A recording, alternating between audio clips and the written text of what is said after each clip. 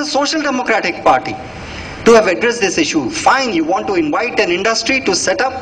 Why do you need to have a small car plant of the Tatas? Nano. Why can't you think in terms of a bus manufacturing? Why could they not have asked Tisco or Ashok Leyland? If Tata was not willing, why didn't they invite Ashok Leyland to set up a plant there?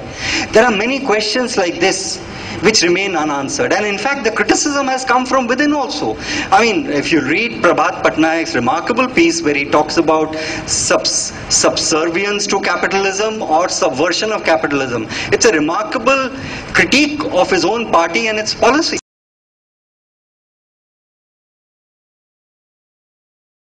So there is something to be said about.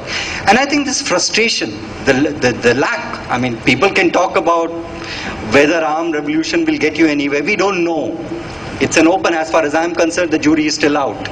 I'm not going to close it by saying that because they have failed after X number of years or 30 years, nobody has succeeded, therefore they will. I mean, I don't believe in this kind of, this is too speculative and we don't know it. And in fact, in Nepal, if they did not do it, there are a number of reasons for which they chose a different path. It's not because it was just a question of stalemate. The point I'm trying to make is that the left front, which is with its past, with a kind of, I mean, in 66 they were able to push through land reform in West Bengal thanks to the Naxalbari movement, because a section of its own party had revolted against the party leadership.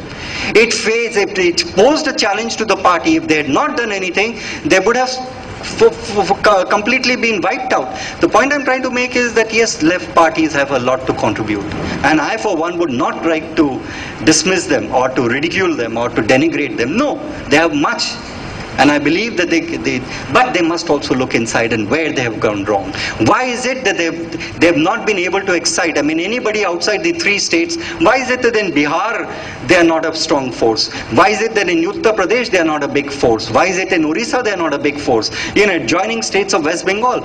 If they had been successful in their experiment, if they had shown that it was still possible to work within the constitutional scheme of things and still be able to do something and enable people to prosper and to empower people, you know, really, then many more people have joined their ranks, and they would have been, I mean, people would have looked at the left front as an alternative. Unfortunately, they haven't created that alternative. So when we talk about peaceful path, I wonder, I mean, which peaceful path are you talking about in this country? Even the ML groups which left and joined the parliament and stand for elections, what is their fate? They're nowhere close to what Maoists are. So there is something, in fact, if you go by empirical evidence, I would say the Maoists have shown that you can expand. Maoists have shown that you can consolidate and you can fight the state. Maoists have shown that you don't have to compromise on your fundamental objective of wanting to transform the state and society. It does not mean that we have to agree 100% with them. It does not mean that we have no questions. It does not mean any of these things.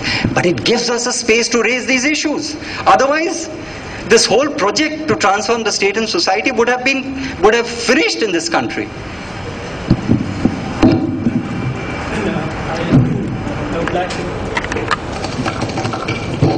I would like to know, because we have been talking something and a powerful voice of dissent came out.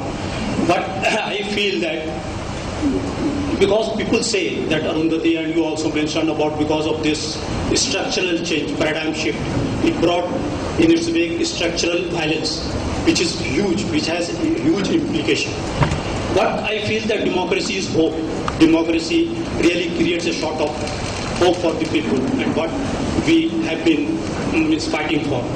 But now, because of this structural shift, that people started saying, Arundhati Rai, I think, previously said, I fully remember, that there was a criminalization of our democratic space. And other people also say that attenuation of our democratic polity. So, what do you think that under this, because some people say that because this market force or this globalization, which is a very much a centralized structure, And we are talking about democracy, which is very much decentralized.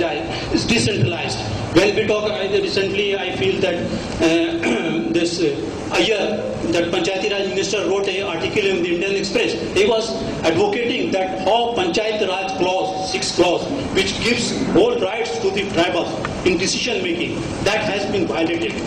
And he was saying that planned and unplanned funds around 50 crores annually can be brought for their development, but it is not being taken care of.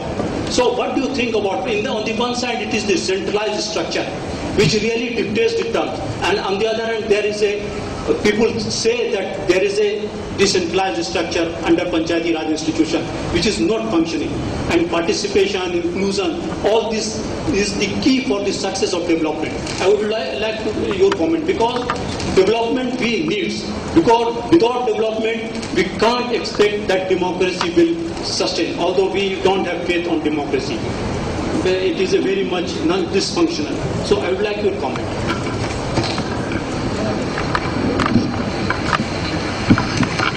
See, I think this the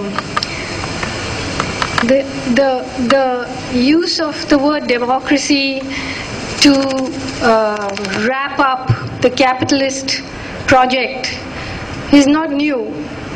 Even if you read the debates at the time of the Spanish Civil War, you know, that was what democracy was understood to be, a kind of Trojan horse to smuggle in capitalism. So today, I think what you have to ask, the question you have to ask about democracy is that there was a time when democracy was a real threat to the forces of imperialism, you know. So, for example, if you look very closely at how the Salvador Allende government in Chile was toppled, and what that government tried to do, and how it was toppled, it's an amazing story of how workers tried their best to keep it going, you know, and America and the CIA and all the forces that it used to topple democracy. And there was a time when they were scared of democracy. The imperialist power, America was scared of democracy in Latin America, toppled democracy after democracy. And today you have wars to put democracies in place. So they say we fought in Afghanistan to place democracy there, we fought in Iraq to put democracy there, because democracy is a shameless suction pump, you know. Everything has been hollowed out. So that's what we have. That's the kind of democracy we have. We should be ashamed to call it democracy, you know. Where, when I was traveling in Tamil Nadu, it's not just that the political parties pay the media for good coverage. Now they also have to pay the media so that they don't get bad coverage. Then the good coverage is an extra fee. Everything is just a transaction. I mean, you have a judge in the Supreme Court who says, when he's listening to the Vedanta case, that one of them said, tribals have no place in this case. And then the other said, Sterlite is a very good company. I have shares in Sterlite. We won't give it to Vedanta, we'll give it to Sterlite, when Sterlite is a sister concern of Vedanta.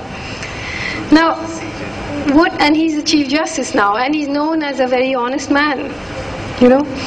So what we're talking about is people in power whose imaginations have been totally colonized. It's not about corruption alone, it's about a colonized imagination.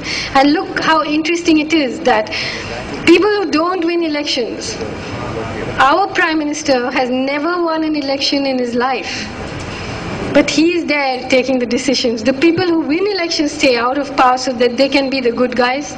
The people who don't win elections are the Prime Minister, and if he doesn't take the decisions, the Supreme Court takes them, and then if you criticize them, you go to jail because it's contempt of court.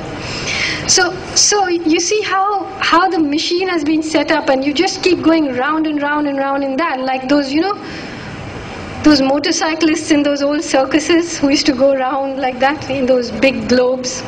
You feel like that. You go, and the higher speed you go, the safer you are. And you know, it's like, I often say, I feel like when I was in school, I once stole all the carrots from the garden of my Malayalam teacher and then planted the tops back.